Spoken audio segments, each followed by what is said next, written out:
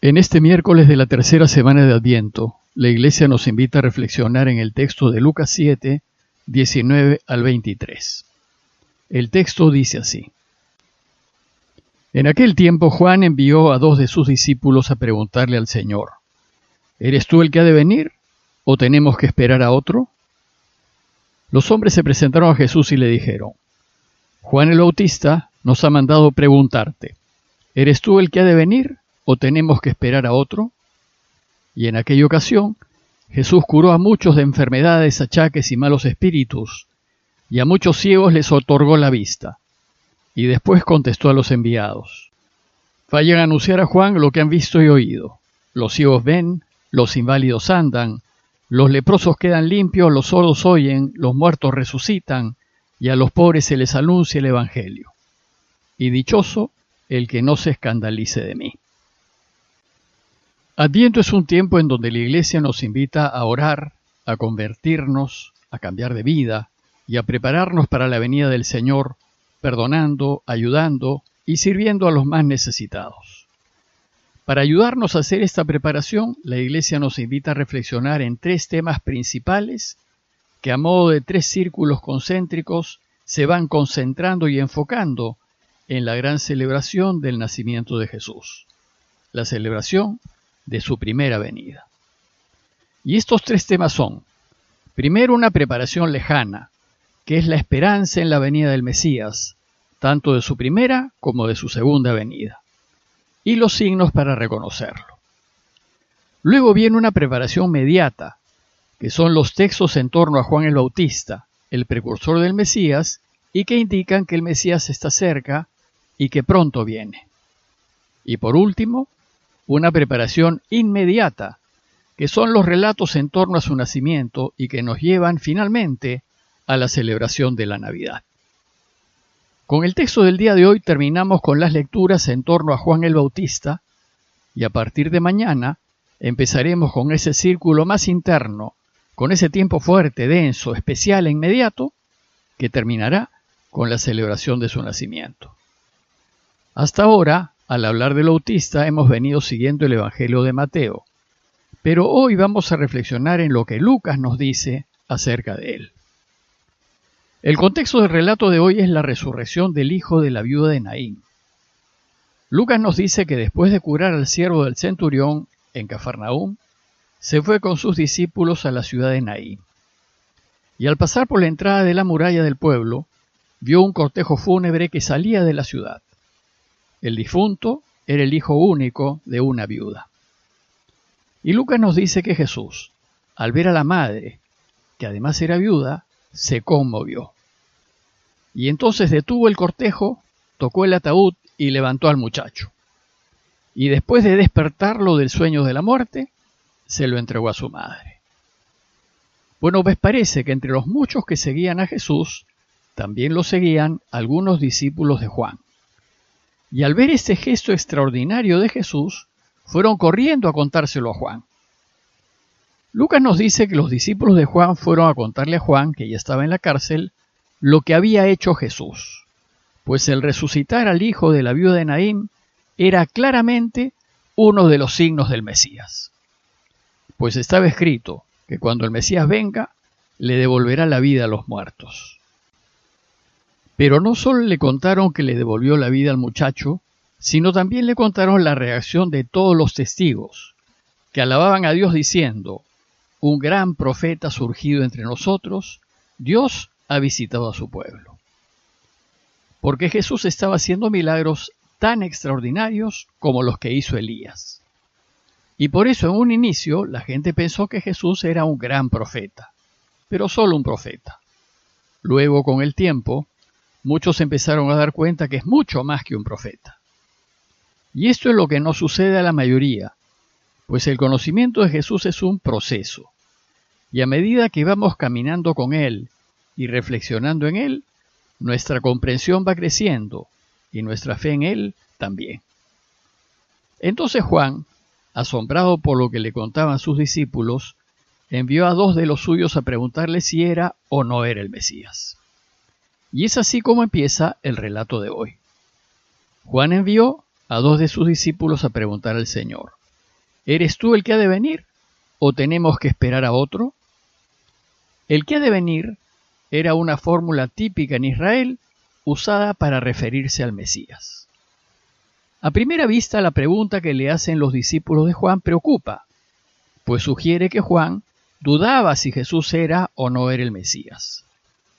Pero en realidad la pregunta de Juan no responde a sus dudas, sino que es un recurso pedagógico que usa Lucas y que nos muestra cómo ha organizado su catecismo. Recuerden que los evangelios no son la biografía de Jesús, sino son enseñanzas de la Iglesia acerca de Jesús, aunque evidentemente son enseñanzas basadas en hechos históricos. Y Lucas organiza su enseñanza acerca de Jesús en una serie de relatos en donde la pregunta es, ¿quién es Jesús? Si seguimos leyendo, veremos que esta pregunta se la hacen sus discípulos, luego se la hace Herodes, luego la gente. En fin, es una pregunta que sirve de guía en Lucas para los relatos que siguen.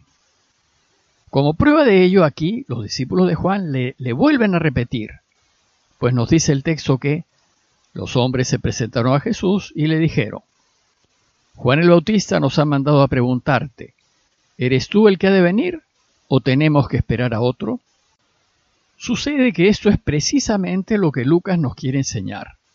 Su objetivo es que, después de leer su evangelio, quede claro para nosotros que Jesús no solo es un gran profeta, sino que es el Mesías, el Hijo de Dios. ¿Y cómo responde Jesús a la pregunta que le hicieron los discípulos de Juan? Dice el texto que en aquella ocasión Jesús curó a muchos de enfermedades, achaques y malos espíritus, y a muchos ciegos les otorgó la vista. Lo primero que hace Jesús es mostrar a los discípulos de Juan que Él hace las obras del Mesías. Y aquí Lucas hace un breve resumen en donde muestra que cura toda clase de enfermedades, devuelve la salud y se opone al mal. Esta oposición al mal queda indicada al decir que cura de malos espíritus. Bueno, pues entre las muchas enfermedades que curó, debió estar la ceguera. Sin embargo, Lucas hace aquí una mención especial de los ciegos. Y la razón es que otorgarle la vista a los ciegos es mucho más que curarlos. Devolverle la vista es hacerles entender, hacerles descubrir el sentido de la vida, llevarlos a caer en cuenta de lo que realmente vale y llevarlos a tomar conciencia de que la vida es muy bonita y que vale la pena vivirla cuando uno tiene a Dios por Rey. En ese sentido, muchos de nosotros, que andamos sin rumbo en la vida y no le encontramos sentido, necesitamos pedirle que nos devuelva la vista. Bueno, pues luego de realizar las obras del Mesías, dice el texto que Jesús contestó a los enviados de Juan diciéndoles, vayan a anunciar a Juan lo que han visto y oído. Los ciegos ven, los inválidos caminan, los leprosos quedan limpios, perdonados. Los sordos oyen, los muertos resucitan, y a los pobres se les anuncia el Evangelio. ¿Y por qué Jesús les dice, vayan a contar a Juan lo que han visto y oído? ¿Por qué hacer este rodeo? ¿Por qué no les dijo directamente quién era? Pues ya lo había dicho al inicio de su vida pública, cuando en la sinagoga de Cafarnaúm citó al profeta Isaías diciendo, el Espíritu Santo está sobre mí, porque me ha ungido para anunciar a los pobres la buena noticia. Me ha enviado a proclamar la liberación a los cautivos y la vista a los ciegos, para dar la libertad a los oprimidos y proclamar un año de gracia del Señor. En esta proclamación, al decir que hoy se ha cumplido entre ustedes esta profecía, Jesús ya había respondido a la pregunta de Juan. Pero como ya dijimos, el conocimiento de Jesús es un proceso que toma tiempo y requiere de reflexión y de enamoramiento. Y hasta que uno, por sí mismo, no descubre quién es Él, seguiremos dudando y preguntándonos. Por eso San Ignacio nos invita a pedir con frecuencia la ayuda de Dios Padre para conocerlo más, para más amarlo y seguirlo. Finalmente el texto termina con una extraña afirmación de Jesús. Dice el texto, y feliz el que no se escandalice de mí. Sucede que Él ciertamente es el Mesías esperado, pero no es como el Mesías que esperaba el pueblo. El pueblo esperaba un líder guerrero que levante al pueblo para echar a los invasores romanos de Israel y así alcanzar la liberación total. Pero Jesús no es un Mesías guerrero, no usa la violencia y más bien ayuda y perdona a sus enemigos y apuesta por una conversión de corazón para lograr la liberación total. Este tipo de Mesías que encarna Jesús produce rechazo de muchos judíos, los escandaliza, pues lo ven inútil e ineficaz para conseguir la liberación. Pero Jesús dice que aquel que ve más allá, que no se escandaliza de él, sino que más bien lo reconoce Mesías y se da cuenta que su camino no violento, ese de dar y de perdonar, es un camino de victoria. Ese será feliz.